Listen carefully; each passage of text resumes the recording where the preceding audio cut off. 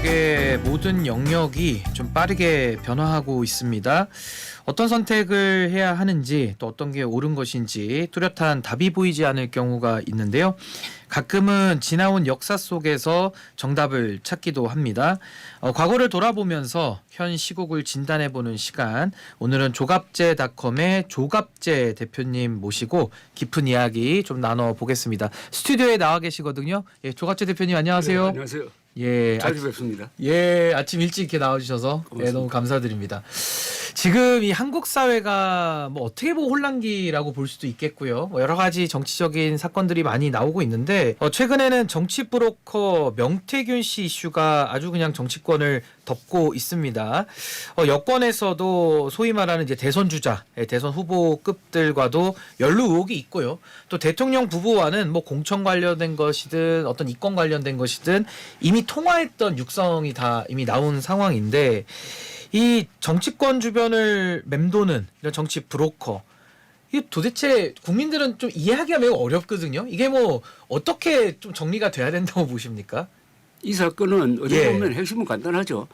이 선거판에서 명태균 씨와 같은 정치 브로커는 항상 있어요. 그런데 이 사건은 왜 커졌느냐 하면은 대통령 부부가 관계된 공천 개입 혐의이고 더구나 윤석열 검사는 박근혜 당시는 전 대통령이죠. 전 대통령을 공천 개입 혐의로 기소를 해가지고 징역 2년이 떨어지도록 만든 사람 아닙니까? 그 사건을 최초로 만든 그렇죠. 검사죠. 그러니까 그분들에 대한 법적 기준은 더욱 엄격할 것이라고 보이는데 이번에 공개된 육성 녹음 중에서 제일 충격적인 것은 윤석열 대통령이 명태균 씨한테 한 2분 동안 한 발언 아닙니까? 그 발언이 바로 작년 11월 7일에 있었던 대국민 담화가 완전한 거짓말이었다는 것을 보여주지 않습니까? 그렇습니다. 그때 선관위원장이 정진석 씨인지 뭐 이렇게 이야기했잖아요. 이번에 보니까 본인 이름으로 윤상현 공관 뭐 상현이라고도 하고 상현이라고 알고 있는 선거관리위원장이라는 것을 자기 입으로 실토를 했는데 저는 궁금한 게 이 사실을 그러니까 명태균 씨의 녹음 파일이 언론사에 넘어가고 있다는 것을 윤석열 대통령이 언제 알았느냐는 겁니다. 그게 계엄에 어떤 영향을 미쳤느냐. 지금 계엄의 진정한 이유는 좀 아리송하거든요. 뭐 부정선거란 얘기도 있고 뭐 여러 가지. 부정선거 이야기는 또 나중에 나왔다고. 처음에 계엄 선포할 때 그 이야기 없었어요. 처음엔 절박해서 했다 이렇게 얘기를 했죠. 그러니까 아니 12월 12일에 처음 틀어놓았다고. 그걸 공개적으로 이야기한 거는 반국가 세력 척결이에요.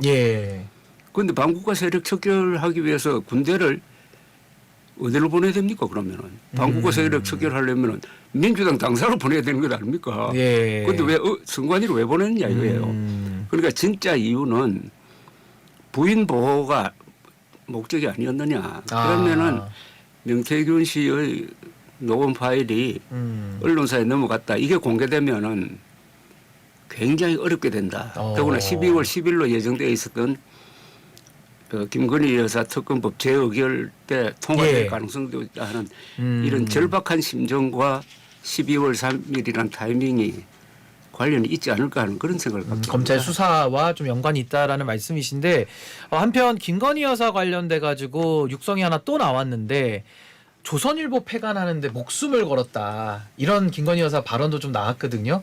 저는 그걸 보면서 어떻게 보셨습니까? 아니 지금 조선일보가 윤석열 대통령 보호하기 위해서 지금 목숨을 걸고 있는데 그런 조선일보 폐간에 목숨을 건다고 하면은 도대체 이 피와 구분을 어떻게 하고 있는지 그걸 모르겠습니다. 자기 편이 누구고 적이 누군지를 모르고 좀 분간을 못하고 있는 그런 관계인데. 근데 언론하고의 그런 저는 제일 문제가 말이죠. 이번 사건의 제일 문제는 윤석열 대통령 부부는 가장 고급 비밀을 취급하는 사람입니다. 보안을 잘해야 돼요. 어떻게 이렇게 중요한 정보를 흘리고 다닙니까? 그 자체로서 문제가 있는 것 아닙니까? 그 자체가 문제가 심각하다. 그래서 이제 국민들께서는 그 조선일보 폐간 발언도 그 발언도 좀 충격적이지만 어떻게 이 언론과 권력이 한 몸처럼 저렇게 행동할 수 있겠느냐. 아마 이런 식의 좀 비판 뭐 이런 것들이 굉장히 많았던 것 같습니다. 최근에 이제 여당, 그러니까 국민의힘은 너무 이제 극단적인 세력들과 좀 손을 잡는 모양새고요. 이 보수의 가치를 나타내는 이제 정치 세력이 좀 안 보이다 보니까 그 사이에 또 이재명 대표는 이제 중도 보수론을 던졌습니다. 사실은 이 보수들이 원래는 뭐 율사 출신들도 보수 정당에 많이 갔었고 법치주의를 굉장히 좀 강조를 하지 않았습니까? 근데 지금은 국민의힘이 가장 반법치, 그러니까 반헌법적인 태도를 좀 보이고 있고 오히려 민주당 쪽에서 법을 지켜라 이러고 있거든요. 이 부분도 좀 보수의 가치에 있어서 조금 이렇게 정당들이 좀 색깔이 좀 바뀌고 있다 이렇게 볼 수도 있나요? 이게 바로 극우화의 실질의 문제죠. 예. 그러니까 보수적 가치는 딱 두 가지 아닙니까? 법치와 사실 아닙니까? 네. 사실에 기초한 법치를 펴야 자유를 지킬 수 있다는 것이 3대 가치인데 그걸 지금 윤석열 따라가다가 음모론 따라가다가 법치도 부정하고 저 헌법도 부정하고 예. 사실도 부정하고 이래 돼버렸어요. 다 부정입니다. 그러니까 보면. 보수가 논리 모순에 빠지고 자부정이 돼버리는 거예요. 자 부정 이 상태다. 굉장한 정체성의 위기입니다. 아하. 그래서 지금 말씀하신 대로 예. 마치 이재명 민주당 세력이 헌법 수호 세력처럼 보이고 예. 이 국민의힘이 헌법을 무시 또는 도전하는 세력처럼 보이잖아요. 지금 이제 표면적으로 이렇게 보입니다. 표면적으로 그렇게 예. 이게 얼마나 억울하고 그동안에 보수가 아하. 쌓아온 대한민국 77년 문명 건설의 주인공이었잖아요. 예. 이승만, 박정희를 배출한 보수가 어떻게 이렇게 되었느냐. 아하. 이렇게 되도록 만든 책임자는 윤석열이죠. 아. 특히 부정선거 음모론을 퍼뜨렸다. 예. 이건 너무나 심각하고 오래 갈 것 같아서 불길합니다. 아, 좀 불길하다고 말씀하셨는데 제가 민주당 관련해서 하나만 더 여쭤보겠습니다. 민주당도 사실 대중정당이기 때문에 뭐 선거연대를 통해서 늘 뭐 진보다 이렇게 분류가 됐던 건 사실입니다만은 김대중 정권부터 지금까지 이제 3번 집권을 했고 이번에 집권한다고 하면 이제 4번째 집권하는 세력 아닙니까?